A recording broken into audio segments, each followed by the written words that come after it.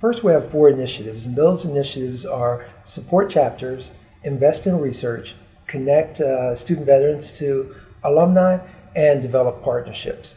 So we want to be able to give student veterans a voice. We want to develop programs that are peer-to-peer support systems, very similar to what they do while on active duty.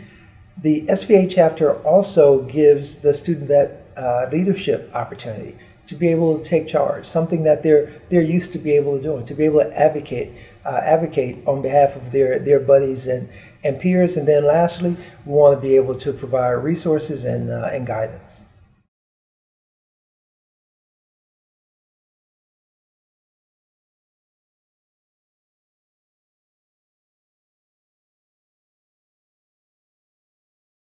There are a number of classes that student veterans take while on active duty, while in the military.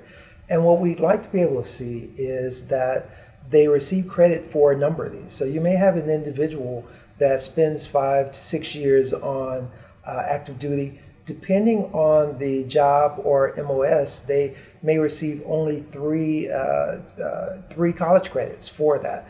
And we think that's somewhat of a travesty because these guys are highly educated, they are intelligent, they've done things around the world, they have a different purview, and we'd like to see that taken advantage of, or at least that recognized.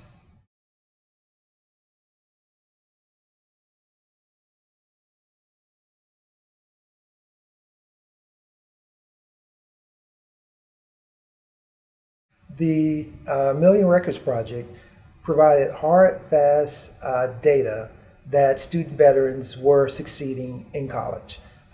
It dispelled myths that there are some out there that said that student veterans were graduating at a 12% rate, which we knew not to be true or to be incorrect. And so what the Million Records Project did in essence was give that data. We were able to show that 51.7% of student veterans were graduating, and this was in line with their traditional peers and far exceeding their non-traditional counterparts.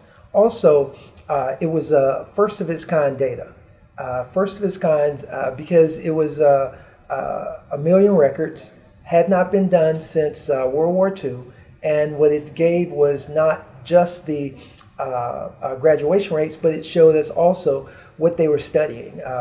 For 1/3 were studying STEM-related majors, which was somewhat of a surprise for us, a pleasant surprise though.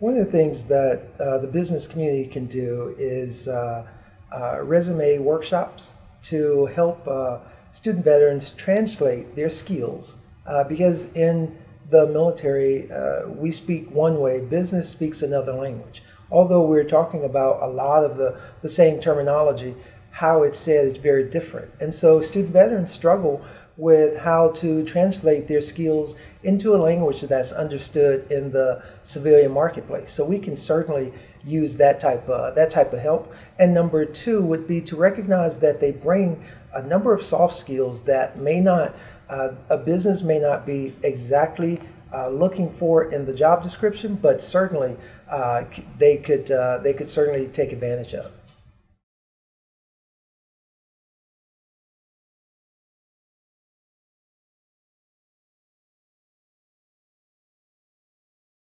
The first thing that a college or university can do is give student veterans a voice. I travel extensively, and we have over 1,000 chapters in across 50 states and 3 countries.